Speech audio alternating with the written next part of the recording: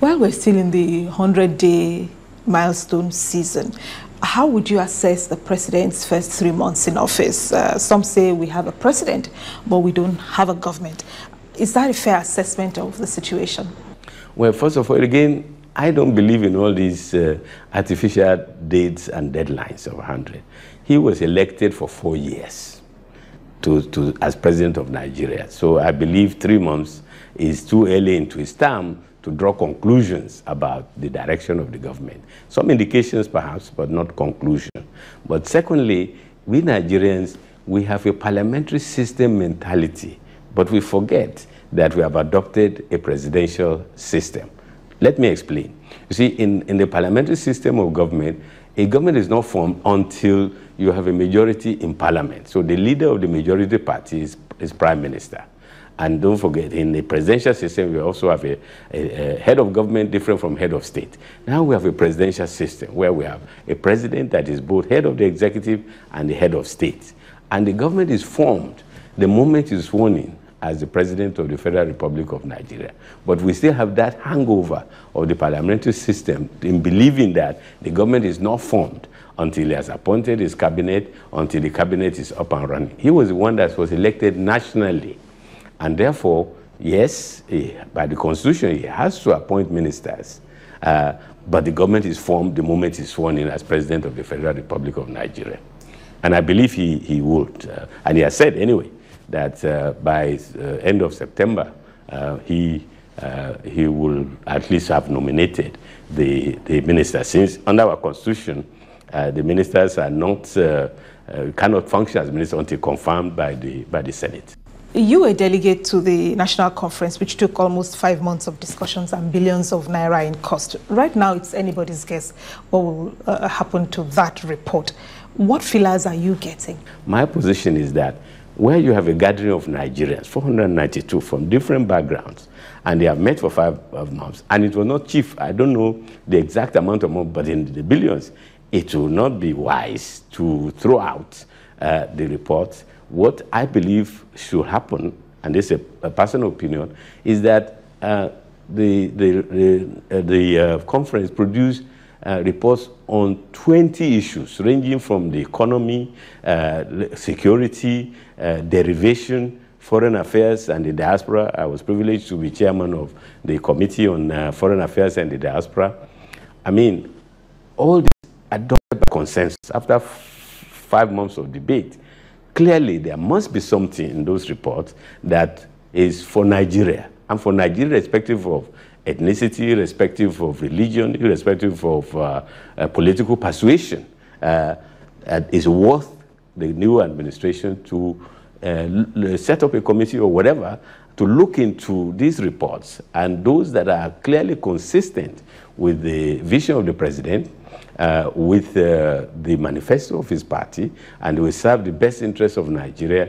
Those should be very seriously looked into and considered. Now, let's talk about internal security. Boko Haram is generally agreed to be a consequence of, among other things, inequities in the system and marginalization, perceived or real marginalization of some people. Yet, you have ruled out amnesty for Boko Haram as a way out. What can we do, since the military option has still not solved the problem after all these years? I've also been on record that Boko Haram insurgency has 3 dimensions. First is the military, because they are inflicting untold sorrows on our people. Their military capability has to be degraded. You have to take the fight to them and diminish their capability to do harm. But that's one aspect. The second aspect is that we have to approach a resolution of this problem through a regional approach, because you see, terrorism doesn't respect boundaries. Therefore, we, in fighting them, must not respect boundaries. And so the president and the new administration have decided to work closely with their neighboring country. They set up a multinational force, almost 9,000. The president himself has gone to Cameroon, he's gone to Chad, he's gone to Niger, he's gone to Benin, and he's gone to Ghana, and Togo president was here to mobilize regional support, a regional solution to what has become a regional problem. The third aspect, however, is economic and developmental. I mean, so much devastation has gone in the Northeast, so we have to have serious program of reconstruction, rehabilitation, and restoration, to give a sense of normalcy to that people, for schools, hospitals. We have to spend money. We have to have a special fund to do this. We have to get international community support on those who have the best practices on reconstruction, rehabilitation. So these are the three major dimensions, and one approach will not completely eliminate this threat for an insurgency that has these three dimensions: the developmental, the regional, and of course the military.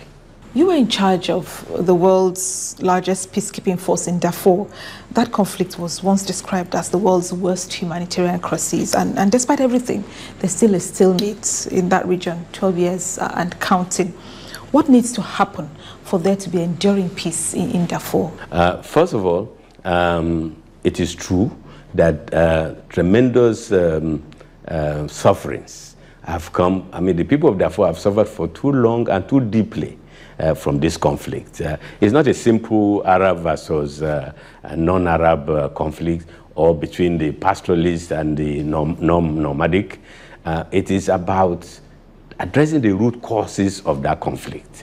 And I believe as a solution, more should be done to address the root cause. What is it? In fact, President Mbeki did a report on the Sudan in which he said the Southern Sudan problem is not separate. The Darfur problem is not. There's a problem of Sudan as manifested in the conflict in the South, which was resolved by having the South become a separate country as a result of their signing the Comprehensive Peace Agreement, which gave them a referendum to decide whether they want to remain part of Sudan or go their own separate ways. But they've gone their separate way, but look at some of the problems that continued. That's one solution. My own solution, or my own prescription for Darfur, is to address the root causes, which is marginalization, extreme centralization of power, and also the issue of water. Let me explain. Not enough water. The water resources that are there are very poorly managed, and many times not even just distribution of the water. And there's a pressure of population on resources also. So that has to be the approach: developmental, reconstruction, rehabilitation. When I was head of this unique African Union and United Nations peacekeeping mission in Darfur, it was the biggest.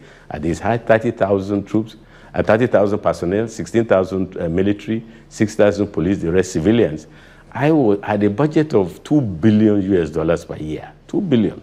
Imagine if even 50% of that was spent on development, on the welfare of the people. I only had a budget of about $4 million to deal with what they call quick impact projects, which help to address the root causes of the conflict, whereas we are having a total budget of $2 billion. So that would be my recommendation. But I must say, having said that, the level of violence has actually decreased from the height of the conflict. Also, the people who are living in IDP camps, internally displaced camp, has actually gone down from the peak of almost 2 million in a total population of Darfur of about 7 million.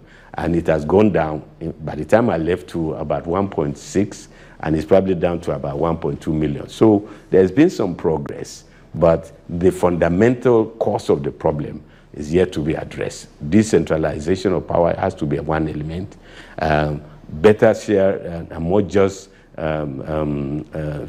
distribution of resources has to be. And third, the judicial system has to be reformed significantly, because the people of Darfur have lost confidence in the judicial system. As a matter of fact, while I was there, I also set up an international advisory committee of prominent jurists all over the world to look into how to reform the judicial system so it'll be more just, it's more credible.